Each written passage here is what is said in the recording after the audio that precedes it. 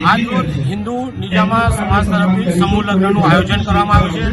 ગત વર્ષે આયોજન કર્યું હતું, 5 જોડા હતા. આ વખતે 9 જોડાના સમૂહ લગ્ન થઈ રહ્યા છે.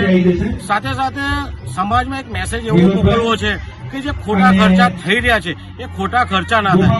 એ સમૂહ લગ્નમાં જોડાવાથી જે ખર્ચો બચે છે એ પોતાના બાળકોના ભવિષ્ય માટે, એમના શિક્ષણ માટે આ ખર્ચો કરે, એના માટે સમૂહ લગ્નનું આયોજન કરવામાં આવે છે. સાથે સમૂહ લગ્નમાં તમામ લોકો ભેગા થાય છે, એમાં એકબીજાના દીકરા દીકરીઓને પણ જોઈ શકાય છે અને ક્યાંક નવી આશા ઉમંગ પણ લોકોમાં જગાવી શકાય છે. જ્યારે આપણે અલગથી લગ્ન કરતા છે ત્યારે અનેક મોટા ખોટા ખર્ચા થઈ જાય છે. એ ખોટા ખર્ચાથી બચવા માટે 15 ગામ નિજામા સમાજ તરફથી આ સમૂહ લગ્ન રાખવામાં છે.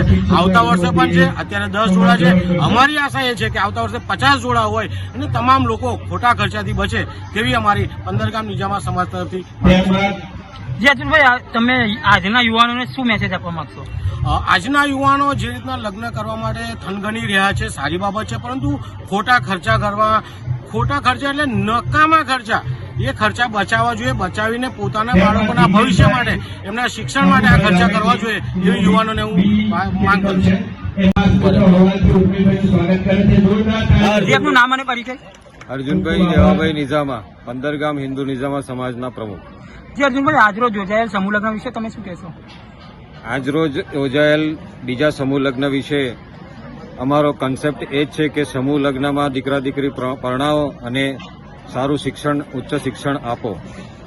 જી, આજના યુવાનોને તમે શું મેસેજ આપશો? આજના યુવાનોને અમારો એ મેસેજ છે કે તમે ખોટા ખર્ચ ઘટાડી અને શિક્ષણ પાછળ ખર્ચ કરો અને આપણા સમાજને ગૌરવરૂપ એક સ્થાન અપાવો અને તમારું જીવન ધોરણ સુધારો. સમાજ તરફથી કયા પ્રકારની તમને પ્રોત્સાહન મળી રહ્યું છે? સમાજ તરફથી કયો અભિપ્રાય મળી રહ્યો છે? સમાજ તરફથી સારો એવો અભિપ્રાય મળી રહ્યો છે. લોકોના મંતવ્યો સારા એવા છે અને અમને ઘણા બધા જ લોકોનો 15 ગામ નિઝામા સમાજનો સપોર્ટ મળી રહ્યો છે કે તમે